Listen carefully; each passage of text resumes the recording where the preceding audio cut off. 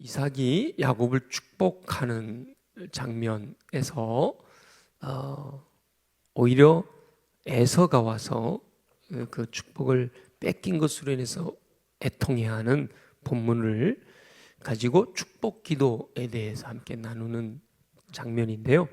우리가 또 우리 백용현 목사님의 관점에서 살펴보면서 또 우리에게 말씀하시고자 하시는 하나님의 뜻도 함께 보도록 하겠습니다. 먼저 우리 저 앞뒤 좌우 있는 분들하고 한 번 더 인사할까요? 새해 복 많이 받으세요. 새해 복, 의도적으로 이렇게 해보세요. 새해 복 많이 받으세요. 이렇게 해보세요. 새해 복 많이 받으세요. 네네. 많이. 제가 많이라고 강조하는 이유는요, 많이 받는 거 누구나 다 좋아하죠. 특별히 복을 많이 받기를 원하잖아요. 그죠? 근데 오늘 여러분 책에 교재에 보면 세상에는 두 종류의 사람이 있는데 육적인 복의 사람과 영적인 복의 사람이 있다. 기준을 나누는 건 다양하게 나눌 수 있으니까 복 있는 사람들 중에서 두 종류를 나누는데 육적인 복을 가진 사람과 영적인 복을 가진 사람을 나눌 수 있다. 왜 다시 또 땡겨졌어 화면이? 밀으라니까 조금 밀어주라니까. 네, 화면으로 보는 사람 조금 부담스럽잖아요. 네, 육적인 복의 사람은 자신의 손에 가진 것을 줄 수 있는 사람이다 라고 정의를 한 거고, 그래서 돈은 내가 갖고 있으니 줄 수 있고, 양식도 내가 갖고 있으니까 줄 수 있고, 내 재능도 나눠줄 수 있고, 내가 가진 것, 눈에 보이는 것, 육적인 것을 가지고 나눠줄 수 있는 사람을 육적인 복의 사람이다 말을 했고, 영적인 복의 사람은 축복을 빌어줄 수 있는 사람이다. 눈에 보이지는 않지만 손에 가진 것을 떠나서 영으로 내가 믿는 만큼 상대방을 위해서 축복을 해줌으로 믿는 만큼 내게 있는 축복을 나눠줄 수 있는 사람, 그래서 믿음대로 축복해 줄 수 있는 사람을 영적인 복의 사람이다 이렇게 표현했다라는 거죠. 이렇게 구분하는 이유 중에 하나가 손에 가진 것, 육적인 복의 사람은 자기의 능력만큼만 줄 수 있다는 거예요. 내가 가진 돈만큼만 줄 수 있고, 내가 가진 시간만큼만 줄 수 있고, 내가 가지고 있는 것만큼만 줄 수가 있는데, 손에 가진 것이 없어도 영적인 복의 사람은 믿음으로 축복해 줄 수 있기 때문에 믿음의 분량만큼 얼마든지 마음껏 더 풍성히 무한대로 나눠줄 수 있는 사람이다 이렇게 정의를 하고 있는 거죠. 아버지가 가난해서 자식에게 줄 수 있는 돈은 없어도 자식을 위해 축복해 줄 수 있다면 오히려 그것이 더 큰 복이다 라고 말씀하고 있는데, 여러분 동의하시나요? 돈도 주고 축복도 주고 그럼 더 좋은데, 그죠? 부모님으로부터 유산도 물려받고, 육적인 유산도 물려받고, 영적인 또 유산도 물려받고, 그럼 참 좋은데, 근데 여러분 솔직히 영적인 유산과 육적인 유산 중에 선택해라 그러면 여러분 뭘 선택하시겠어요? 요즘 청소년들한테 묻는데요, 돈이 10억이 생긴다면 감옥을 1년 갔다 와도 되겠냐? 라고 물어봤대요. 여러분 어떻게 생각하세요? 돈이 10억이 생긴다면 감옥을 1년 갔다 와도 되겠냐? 감옥을 1년 갔다 와도 되겠냐? 이게 1년이라는 시간을 이렇게 격리되어 있다 온다 이런 의미가 아니라, 죄를 지어서라도 10억이 생기는 것을 너희들은 원하냐 이 얘기거든요. 근데 여러분 어떻게 생각하세요? 돈을 10억을 주더라도 나는 죄를 지어서는 안 된다 이렇게 생각하기가 해야 된다고 생각하잖아요. 요즘 청소년들은 안 그런데요. 10억이 생기기만 한다면 1년 정도 감옥 갔다 오는 건 얼마든지 할 수 있다 그런다는 거예요. 요즘 세상이 그래요. 그러니까 사실은 영적인 어떤 유산보다는 육적인 유산에 더, 물질적인 것에 더 가치관이 강하게 가 있다라고 하는 것이 우리들의 현실이라는 거죠. 그러나 우리 예수 믿는 사람들은 그렇지 않아야 될 줄로 믿습니다. 예. 10억이 아니라 100억이 생기더라도 죄와는 상관없이 살아야 되는 것이 우리 예수 믿는 사람들인데, 그런데 감사한 것은 하나님께서 하나님의 자녀들에게 하늘의 보고를 열 수 있는 열쇠를 주셨다라는 거죠.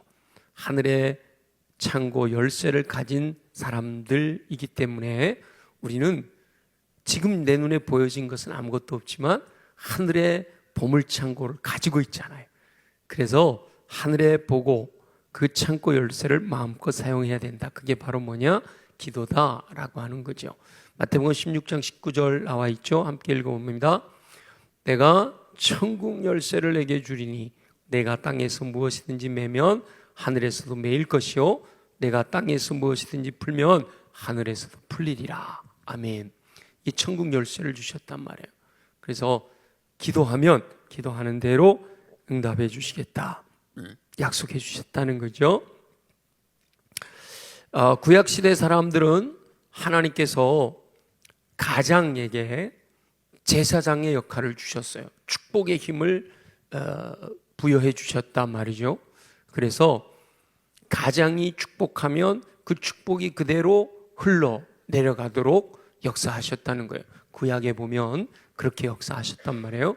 그래서 대부분 가장이 죽음이 가까워 오면 아들들을 불러서 하나하나 다 축복해 줍니다.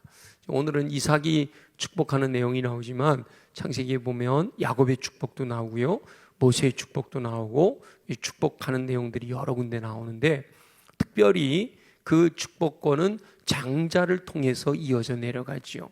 그래서 서열 높은 아들을 불러들여 그 머리에 손을 얹고 그 미래를 축복했다라는 거예요. 그리고 실제로 또 가족들은 그 가장이 선포한 그 축복의 말을 유언으로 받아서 그대로 이어갔다는 거예요. 이 가장의 말에는 아들들의 미래의 성공과 번영과 건강을 가져다 줄 영적인 권위와 능력이 있었다는 거죠. 그것은 하나님이 부여하신 권능인 거예요. 하나님께서 부여해 주신 권능으로 가장이 축복하면 그 축복한 대로 하나님이 역사하셨다라고 하는 거죠.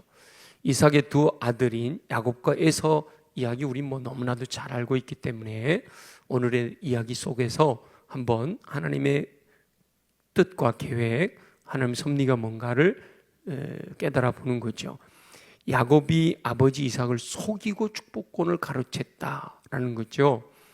야곱이 장자인 에서가 받아야 할 축복을 빼앗았다는 거예요. 물론 그 장면만 놓고 보면 이해하기가 쉽지 않기 때문에 잉태되었을 때부터 시작해서 성장하는 과정 속에서 야곱은 장자권에 대한 소망이 있었고 에서는 장자권을 소홀히 여겼다. 이런 일이 여러 가지 과정들이 있어서 결국은 마지막에 최종적으로 그런 결과가 나타난 거죠. 그러긴 하지만 어쨌든 최종적으로 결과가 나타난 그 장면을 통해서 또 하나님의 뜻을 우리가 한번 보는 겁니다. 야곱은 거짓말을 했기 때문에 축복받을 자격이 없어 보인단 말이에요. 그런데도 이 이삭이 야곱에게 해준 축복은 그대로 유효했다라고 하는 거예요. 여기서 우리는 매우 중요한 사실을 발견할 수 있다라고 하는 건데, 여러분 교재를 통해서 세 가지 중요한 사항을 우리가 발견할 수가 있게 되는데, 첫 번째 사항은요, 축복은 복을 받는 사람의 상태에 근거하지 않는다라고 이 제목을 붙였죠. 축복은 복을 비는 사람에 의한 것이지 복을 받는 사람의 상태에 근거하지 않는다. 하나님의 복은 복을 빌어주는 사람에게서 나가는 것이지 받는 사람에게 있지 않다. 받는 사람이 상태가 어떻든지 간에 복을 비는 사람이 축복하는 것이 그 사람에게 영향을 끼친다, 이런 표현이에요. 물론 이제 다른 측면에서도 볼 수 있는데 야곱과 이삭의 사건, 이 사건에서는 그렇게 해석해 볼 수가 있다라는 거죠. 누구든지 축복을 빌어주면 하나님의 은총이 임한다는 거예요. 어느 가정에서든지, 우리 예수님도 그러셨잖아요. 어느 가정에 들어가든지 복을 빌어라. 근데 그 가정이 복을 받을 만하면 복을 받을 거지만 받을 만하지 않으면 복이 빈 사람에게로 돌아온다, 이런 표현을 썼잖아요. 근데 야곱이 잘못된 방법을 사용했지만 이삭의 축복을 통해서 그 복이 야곱에게 임했다라고 하는 거예요. 야곱은 이삭에게 거짓말을 했다는 겁니다.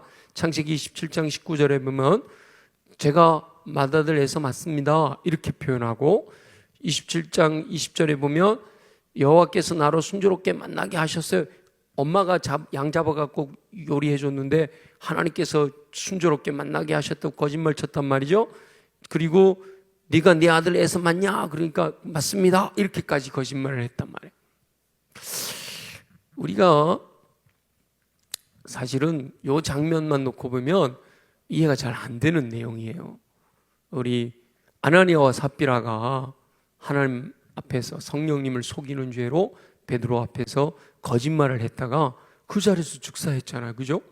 그럼 뭐 여기서 야곱도 지금 거짓말을 하니까 그 아나니아와 삽비라에게 역사하셨던 하나님이 지금 이삭과 야곱에게도 역사하시는 하나님이신데, 그럼 여기서도 이 야곱이 거짓말을 하면 뭐 해야 돼요? 즉사해야 되잖아요. 그죠? 근데 야곱은 오히려 축복을 받아요. 그대로. 참 아이러니하죠. 그래서 성경은 어떤 그 부분만 놓고 해석을 하면 안 돼요. 그래서 성경은 항상 전체를 놓고 왜 이렇게 하셨을까? 왜 저렇게 하셨을까? 성경 전체에 흐르는 하나님의 마음, 하나님의 뜻과 섭리를 우리가 깨달아야 되는 거예요. 야곱은 복을 받을 자격이 없는 사람이었지만 이삭이 축복하였기 때문에 복이 임했다. 좀 해석의 이렇게 관점이 다를 수가 있지만 하나님께서 이삭에게 가장에게 축복권을 주셨다라고 하는 데 있어서는 그 가장이 축복한 그대로 야곱이 축복을 받게 되었다. 그래서 본인 이게 복을 받을 사람에게 선택권이 있는 것이 아니라 복을 비는 기도하는 사람에게 선택권이 있는 거다라고 하는 것을 강조하고 있는 겁니다. 그래서 저와 여러분 천국 열쇠를 갖고 있는 하나님의 사람들은요, 마음껏 많은 축복의 기도를 드려야 합니다. 그래서 우리가 나라와 민족을 위해서도 교회를 위해서도 우리의 자녀들을 위해서도 계속해서 하나님이 우리에게 약속해 주셨잖아요. 천국 열쇠를 땅에서 매면 하늘에서도 매일 것이고 땅에서 풀면 하늘에서도 풀리라 약속하여 주셨으니까 그 약속을 믿고 이삭이 하나님께서 자기에게 축복권을 주셨다는 사실을 믿고 축복했기 때문에 그 축복이 그대로 야곱에게 흘러가는 거예요. 그런 것처럼 저와 여러분들도 우리의 축복 기도의 대상들이 예수를 믿지 않을 수도 있고요. 우리 부모님들처럼 또 뭐 우리 가족들처럼 하나님과 가깝지 않을 수도 있지만, 그러나 우리가 끊임없이 하나님께서 내게 주신 천국 열쇠의 그 본능을 가지고 끊임없이 축복하며 기도하면 하나님께서 저와 여러분의 믿음을 보시고 그 축복 기도 대상에게 복을 내려주시는 은혜가 임하게 될 줄로 믿습니다. 그 믿음 가지고 우리는 끊임없이 기도해야 되죠. 안 그러면 그렇잖아요. 우리 자녀손들 아니면 또 우리가 여러분 중보하며 기도하고 있는 축복하며 기도하고 있는 영혼들을 보면 아유, 야 내가 봐도 복 안 주겠다 이런 사람이 있을 수 있잖아요. 그죠? 근데 그럼에도 그 영혼을 내가 사랑하니까 그들을 위해 끊임없이 축복하면 하나님께서 그 본인이 아니라 축복 기도하는 내 믿음을 보시고 하나님께서 그에게 복을 주신다라고 하는 거죠. 그래서 두 번째, 축복 기도는 사람이 하고 축복은 하나님이 하신다. 그러니까 우리는 다만 내가 해야 될 기도만 하면 되는 거고 하나님께서 복 주실 것을 맡겨드린다, 이런 의미죠. 그러니까 이삭이 축복 기도를 했지만 그 기도를 이루시는 분은 하나님이신 거다, 이 말이에요. 그래서 우리가 읽었던 본문을 예를 들어 주셨는데 한 번 더 읽어볼까요? 33절부터 35절 시작. 이삭이 심히 크게 떨며 이르되 그러면 사냥한 고기를 내게 가져온 자가 누구냐? 내가 오기 전에 내가 다 먹고 그를 위하여 축복하였은즉 그가 반드시 복을 받을 것이니라. 에서가 그의 아버지의 말을 듣고 소리내어 울며 아버지에게 이르되 내 아버지여 내게 축복하소서, 내게도 그리하소서. 이삭이 이르되 내 아우가 와서 속여 내 복을 빼앗았도다 라는 것을 근거로 보면 이삭이 에서에게 줘야 될 축복을 야곱에게 잘못 축복을 했단 말이죠. 에서가 야곱의 거짓말했다라는 것을 다 폭로했잖아요. 그 이삭이 야곱에게 속았구나라는 걸 알았다는 거예요. 그러니까 이삭이 눈이 어두워서 야곱을 에서라고 잘못 보고 실수를 한 거단 말이에요. 그러니까 억울한 에서는 그러면 그거 취소하고 다시 축복하면 되지 않냐라고 이렇게 요청을 하는 거죠. 그런데 이삭이 이렇게 얘기하는 거예요. 이미 내가 믿음으로 하나님께 야곱에게 축복했기 때문에 이미 선포된 축복은 그대로 야곱에게로 가는 거다, 이렇게 말을 했다라는 거죠. 그러니까 이삭이 선포했지만 결국은 그 기도를 하나님이 들으셨기 때문에 하나님이 그 기도대로 역사하신다라고 하는 거예요.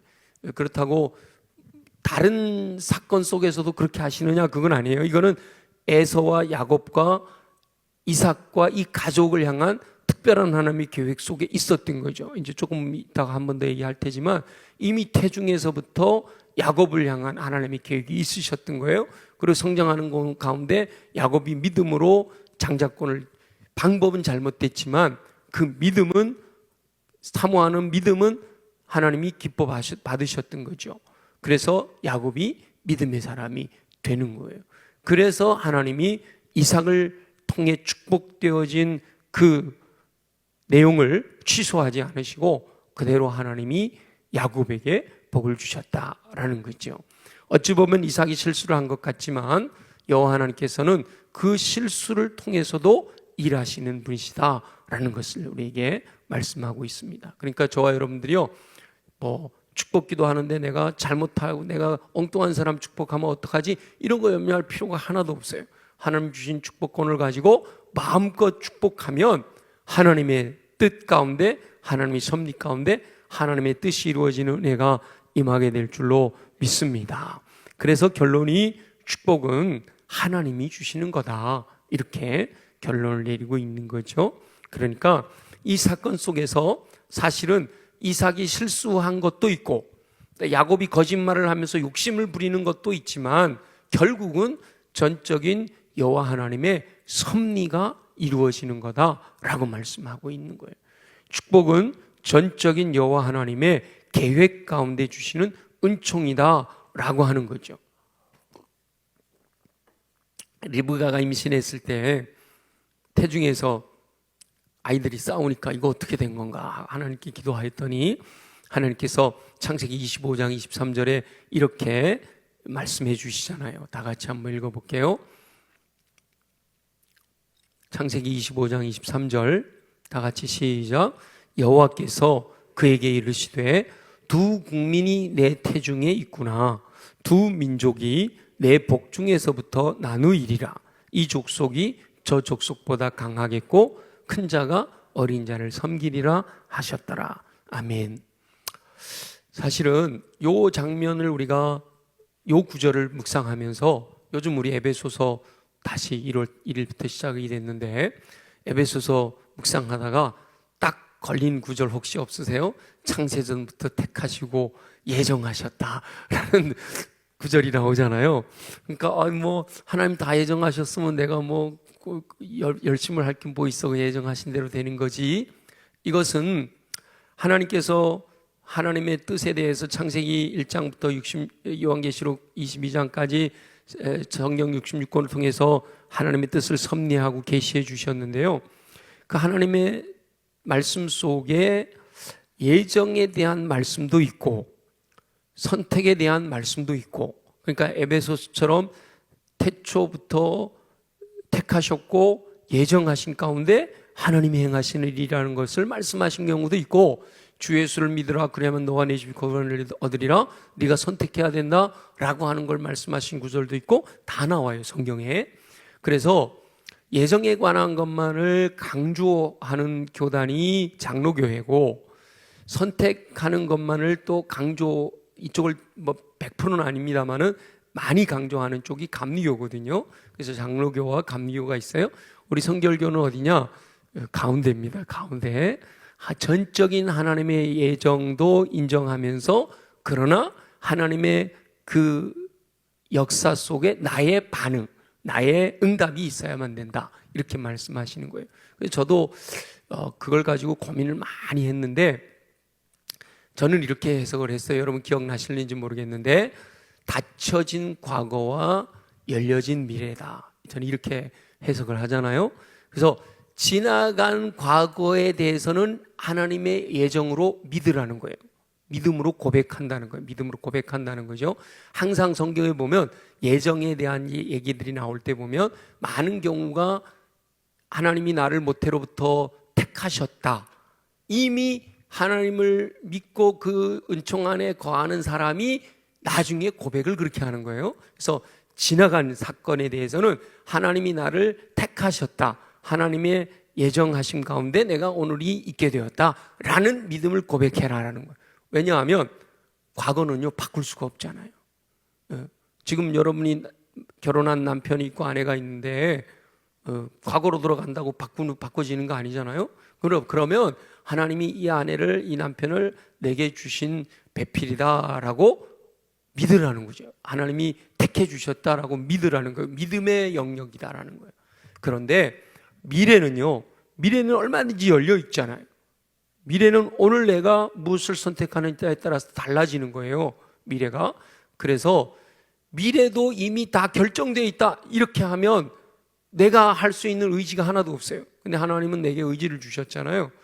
그러니까 여기서 두 국민이 내 태중에 있구나 이 표현도 하나님은 시간에 매여 있는 분이 아니잖아요. 하나님은 모든 시간에 살아계신 하나님이시단 말이에요. 그러니까 하나님은 이미 이삭과 에서와 야곱의 모든 여정을 다 아시는 거죠. 그리고 말씀하시는 거예요. 그런데 만약에 야곱이 성장하는 동안에 에서하고 야곱이 행동이 바뀌었다. 그럼 어떻게 되겠어요? 달라지는 거예요. 미래는 에서가 내가 장자인데 내가 팥죽한 그릇에 나는 장자권을 팔 수 없어 이랬더라면 에서는 장자권을 안 뺏기는 거거든요. 근데 야곱이 거짓말만 하고 믿음은 없어. 그럼 야곱은 완전히 멸망의 길을 가는 거잖아요. 그래서 미래는 열려져 있는 거다. 그래서 그게 믿음 생활하는데 굉장히 유익하더라고요. 지나간 삶은 하나님이 예정하셔서 오늘의 내가 있게 됐다 고백하고, 그러나 미래는 다 열려져 있다. 그러니까 지금 내가 무엇을 선택하느냐에 따라서 달라질 거다. 그러니까 오늘 내가 지혜롭게 선택할 수 있도록 하나님께 지혜를 구하는 삶을 살아야 된다라고 한다고, 그런 믿음. 그렇지만 물론 1년 뒤에는 오늘도 또 옛날이잖아요. 과거잖아요. 그죠? 그래서 선취적 믿음이 필요한 거예요. 이미 내가 미래에 가 있다고 생각하고 지금 현재로 봐서는 미래지만 미래에서 지금의 모습을 보면 과거잖아요. 그러니까 이게 모두 다 예정되어 있다. 내 인생 모든 것이 다 예정되어 있다라고 얘기할 때는 현재에서 미래를 보면서 얘기하는 것이 아니라 아주 마지막 미래에서 과거를 보면서 선취적 믿음을 가지고 고백하는 거다. 이렇게 이해를 하시면 아주 유익하게, 물론 제가 설명하는 것이 100% 진리는 아닐 수도 있어요. 하나님의 그 지혜와 사람의 지혜는 다 비교할 수 없으니까. 그러니까 저는 그렇게 해석을 하니까, 그렇게 이해를 하니까 어려움이 없어져요. 갈등이 안 생겨요. 그래서 장로교도 맞고 감리교도 맞다 이렇게 되는 거죠. 성경에 다 나와 있으니까. 그런데 장로교는 과거에 사는 사람들이고 감리교는 미래를 보며 사는 사람들이구나 이렇게 이해를 하면서 나는 그러면 과거는 예정론으로, 미래는 선택론으로 그렇게 고백하면서 살아간다. 그러나 결론적으로 내 인생 전체를 놓고 보면 그게 다 과거가 되니까 하나님이 택하시고 예정하시고 하나님의 뜻 가운데, 하나님의 섭리 가운데 이루어져 가는 거다라고 믿고 살아간다라고 하는 거죠. 그러니까 이삭은 실수로 야곱에게 축복했지만 사실은 그게 하나님의 뜻대로 된 것이었다, 이런 말이죠. 자녀들을 축복하는 것은 하나님의 뜻이 이루어지는 통로라는 거예요. 그래서 가장이 말하는 것은 공중에 흩어져 살아가지는 연기가 아니라 하나님의 보좌 앞으로 올라가는 향기라는 거예요. 하나님은 우리의 말을 따라 행하신다. 신명기에서 말씀하셨잖아요. 내 귀에 들린 대로 너희에게 행하리라, 시행하리라. 축복 기도가 축복이고, 축복할 수 있다는 것이 축복이고, 축복하는 것이 축복이다. 이분은 이런 표현들을 많이 쓰더라고요. 그죠? 근데 어쨌든 우리에게 축복할 수 있는 권한을 주셨다는 거예요. 천국 열쇠를 주셨다는 거예요. 그렇다면 할 수 있는 만큼 마음껏 축복의 기도를 드려야겠죠. 그래서 몇 가지 예를 들어드리면, 오늘 날샘 본문 사도 바울이 에베소 교회 성도들을 위하여 또 신실한 믿음의 사람들을 위하여 에베소서 편지를 쓰면서 기도하잖아요. 너희들의 믿음에 대한, 너희들의 사랑에 대한 소문을 내가 들었다. 그래서 내가 기도할 때마다 감사하면서 너희를 위해 축복하며 기도한다. 자, 축복하며 기도한다 하면서 기도했던 내용 보죠. 에베소서 1장 17절부터 19절 같이 읽어볼게요. 시작. 우리 주 예수 그리스도의 하나님 영광의 아버지께서 지혜와 계시의 영을 너희에게 주사 하나님을 알게 하시고 너희 마음의 눈을 밝히사 그의 부르심의 소망이 무엇이며 성도 안에서 그 기업의 영광의 풍성함이 무엇이며 그 힘의 위력으로 역사하심을 따라 믿는 우리에게 베푸신 능력의 지극히 크심이 어떠한 것을 너희로 알게 하시기를 구하노라. 아멘. 에베소서가요, 단문으로 이렇게 편지를 썼으면 참 좋은데, 이분이 그냥 이렇게 생각나는 대로 구술하면 구술하는 걸 이렇게 받아 쓴 것 같아요. 그러다 보니까 중복된 문장이 많아요. 그래서 요거는 해석을 잘 못하면 이해가 잘 안 돼요. 그래서 편지 같은 교리서는요, 여러분들이 묵상을 할 때 이렇게 문장들을 이렇게 구분 따로 떼보는 게 좋아요. 여기서 그래서 기도의 제목은 크게 두 가지입니다. 기도의 제목이 크게 두 가지. 사도 바울이 에베소 교회를 향해서 축복하는 기도의 제목은 크게 두 가지예요. 오늘 날샘 채널을 읽어보신 분들은 혹시 기억나실 텐데, 첫째는요, 지혜와 계시의 영을 주셔서 하나님을 알게 하옵소서. 이게 첫째 기도 제목이에요. 사도 바울이 에베소 교회 성도들을 위해서 축복하며 기도하는 기도 제목 중에 첫째가 지혜와 계시의 영을 주셔서 하나님을 알게 하옵소서. 이게 첫 번째 기도 제목이에요. 지혜와 계시의 영이 성령이잖아요. 성령님을 충만하게 하셔서 에베소 교회 성도들로 하여금 하나님이 어떤 분이신지를 더 깊이 넓게 높게 알게 하시기를 원합니다. 이게 기도 제목이에요. 그러니까 저와 여러분들도 누군가를 위해서 기도할 때, 아직 예수님 믿고 가난하게 신앙에 있는 사람들을 위해서 기도할 때 그렇게 축복하며 기도하면 되는 거예요. 하나님 A 형제를 지혜와 계시의 영을 부어주셔서 하나님을 깊이 알 수 있게 도와주시옵소서. 이게 바로 축복 기도가 되는 거란 말이에요. 두 번째는요, 마음의 눈을 밝혀주옵소서. 이게 두 번째 기도 제목이에요. 마음의 눈을 밝혀주옵소서. 그래서 제가 늘 기도할 때마다 그러잖아요. 우리의 귀, 성령님의 음성을 듣는 귀와 또 우리의 마음을, 우리 영적인 것을 볼 수 있는 눈, 이런 표현을 쓰잖아요. 그런 것처럼 마음의 눈을 밝혀주옵소서. 이 말은 영적인 눈을 뜨게 하여 주옵소서, 이 말이에요. 그래서 마음의 눈을 밝혀주셔서, 그게 큰 제목이고요.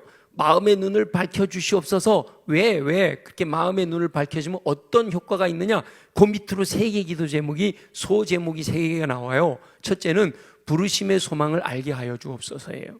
마음의 눈을 밝히셔서 부르심의 소망을 알게 하옵소서. 안 적으셔도 돼요. 집에 가셔서 채널 들어가 보세요. 오늘자 말씀 묵상 채널에 들어가시면 제가 정리해 놨으니까 그걸로 보시면 돼요. 마음의 눈을 밝히셔서이고 부르심의 소망을 알게 하여, 마음의 눈을 밝혀주시면 하나님이 우리를 불러주신 그 소망을 알게 된다는 거예요. 그 다음에 작은 소망이 두 번째가 뭔가 하면 성도 안에서 기업의 영광이 얼마나 풍성한지를 알게 하여 주세요. 마음의 눈을 밝혀주시면 하나님께서 성도 안에 기업의 영광으로 얼마나 놀랍고 풍성한 것을 주신지를 알게 된다라는 거죠. 그 다음에 세 번째는 마음의 눈을 밝혀주셔서 믿는 성도에게 베푸신 능력이 지극히 얼마나 큰가, 그것을 알게 되기를 원합니다 라고 기도하고 있는 거예요. 그러니까 에베소서를 통해서 사도 바울이 에베소 교회를 향하여 축복한 기도의 제목, 축복한 축복 기도의 제목들이 나오는 거예요. 그걸 붙들고 우리가 기도하는 거죠. 하나님, A 형제의 마음의 눈을 밝혀주옵소서. 그래서 하나님께서 A 형제를 불러주신 그 소망에 대해서 분명히 깨달아 알게 하시고, 하나님, 그 A 형제가 하나님께서 성도 안에 얼마나 놀라운 기업의 풍성함을 공급해 주셨는지를 깨달아 알게 해주시기를 원합니다. 하나님, 그 A 형제가 믿는 성도에게 하나님이 베풀어 주신 능력이 얼마나 크고 크고 놀라운지를 알게 되도록 마음의 눈을 밝혀주옵소서, 이렇게 기도하는 거예요. 이게 이제 기도문으로 만들면 기도가 되는 거죠. 축복 기도가 되는 거예요. 그래서 계속 and 그리고 이렇게 이어지기 때문에 이게 헷갈릴 수가 있는데, 분석해 보면 그렇게 축복하고 있다라는 거예요. 그 다음에 또 대표적인 성경에 나오는 축복 기도는 고린도후서 13장 13절이에요. 우리 한번 읽어볼게요. 시작. 주 예수 그리스도의 은혜와 하나님의 사랑과 성령의 교통하심이 너희 무리와 함께 있을지어다. 기초신앙훈련 수료하신 분 한번 손 들어보세요. 기초신앙훈련 수료하신 분? 네, 나오는 거죠, 그죠? 기초신앙훈련의 근거가 여기서 나온 거예요. 여기서 기초신앙훈련의 근거가 뭐죠? 주 예수 그리스도의 은혜와 하나님의 사랑과 성령의 교통하심, 성부, 성자, 성령의 모든 축복이 다 임하기를 원한다, 이 말이잖아요. 그런데 특별히 성자 예수 그리스도에게서는 은혜가, 십자가 보혈의 은총을 통해서 구원해 주신 은혜, 하나님에게서는요 사랑이, 하나님이 우리를 사랑하셨기 때문에 독생자를 보내주셔서 우리를 구원해 주신 거잖아요. 처음 사랑하신 하나님이 끝까지 사랑하시잖아요. 그 사랑이. 근데 성령과는 뭐가 돼야 되죠? 교통이 있어요. 교통이. 이게 제일 중요한 거예요. 교통이 빠지면 안 돼. 성령과는 날마다 교통해야 돼요. 베니힘 목사님처럼 굿모닝 홀리 스피릿 이렇게 늘 주님과 함께 교통하는 신앙생활이 돼야 되는 거죠. 그게 우리 모든 무리 가운데 있어야 된다. 그러니까 여러분들이 이것은 목사님들이 축도할 때만 쓰라고 주신 것이 아니고요, 너무 중요하고 성부, 성자, 성령의 모든 사역이 다 들어있기 때문에 특별히 목사님들이 마지막에 축도로 이 구절을 이용하는 거예요. 축도라는 게 뭐예요? 축복기도잖아요. 축복기도를 축도라고 하는 문장으로 이렇게 만들어 놓은 것일 뿐이지 축복기도예요. 그럼 여러분도 이렇게 기도할 수 있어요. 하나님, 우리 아들에게 주 예수 그리스도의 은혜를 알 수 있도록 도와주옵소서. 하나님, 하나님의 그 크고 놀라우신 사랑을 알게 하여 주옵소서. 하나님, 우리 아들이 성령의 교통하심이 있을 수 있도록 너희 무리와 함께 있을지어다 이랬잖아요. 그게 너희 무리 중에는 내 아들도 되고 우리 가족도 되고 우리 셀도 되고요, 우리 뭐 기관도 되고요, 다 들어가요. 우리 교회도 되고요, 대한민국도 되고요, 다 되는 거예요.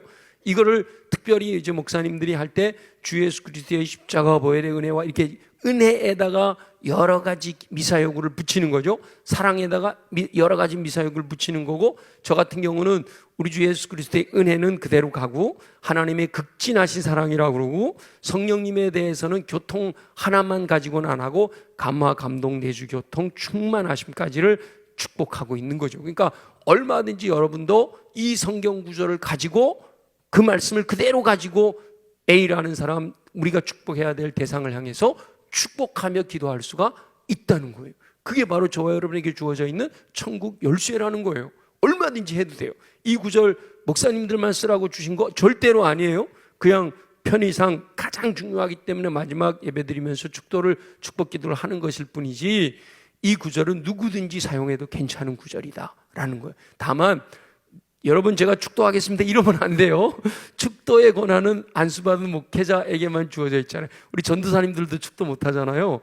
안수받아야만 축도를 하는 거예요. 그거는 교회의 제도권에서 결정되어져 있는 거기 때문에 그 권위를 훼손하면 안 되기 때문에 그러지만, 축도하지 마시고요, 축복 기도로 이 구절을 이용하는 건 얼마든지 가능하다고, 얼마든지 쓰셔도 된단 말이에요.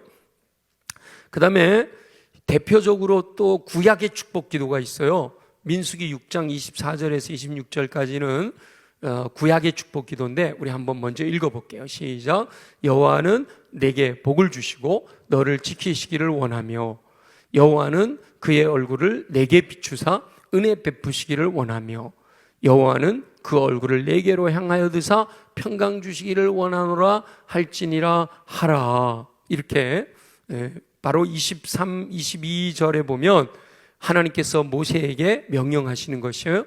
아론과 그 아들들, 다시 말하면 제사장들에게 이스라엘을 위하여 이렇게 축복해라 라고 가르쳐라. 그게 이제 축복의 내용이 24, 25, 26절이에요. 여호와는 내게 복을 주시고 너를 지키시기를 원하며, 여호와는 그의 얼굴을 내게 비추사 은혜 베푸시기를 원하며, 여호와는 그 얼굴을 내게로 향하여 드사 평강 주시기를 원하노라. 이 구절도요, 여러분들이 너에게다가 나를 붙여도 되고 나를 내가 축복해도 되고요, 여러분 아들들을 축복해도 되고요, 누군가 대상을 놓고 여호와는 B 집사님에게 복을 주시고 B 집사님을 지키시기를 원하며, 최근에 어려움 당한 누군가가 생각나면 여호와 하나님의 얼굴을 B 집사님에게 비추시사 은혜 베푸시기를 원하며, 여호와는 그 여호와의 빛난 얼굴을 B 집사님에게로 향하여 드사 그에게 평강 주시기를 원합니다 라고 축복하며 기도할 수 있다는 거예요.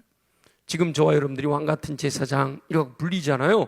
누구든지 가능하다 말이에요. 제가 대표적으로 세 가지만 이렇게 말씀을 드렸습니다만은, 모든 성경 구절은요, 축복을 위한 근거 구절이 될 수가 있는 거예요. 모든 성경 구절은 그 성경 구절이 내게 믿어지고 내가 이 믿음대로 되어지기를 원한다, 내 아들이 물가에 심어진 나무처럼 되어지기를 원한다, 그러면 예레미야 17장 8절 말씀을 가지고 축복하는 거고, 복 있는 사람 시냇가에 심은 나무가 되기를 원한다 그러면 시편 1편 3절을 가지고 하는 거고, 푸른 풀밭 실만한 물가에서 복을 누리기를 원한다 그러면 시편 23편 말씀을 가지고 축복하는 거고요, 말씀을 통해서 얼마든지 여호와 하나님의 약속의 말씀을 근거해서 그 약속이 이루어지기를 간구하는 모든 것이 다 축복 기도가 된다라고 하는 거예요.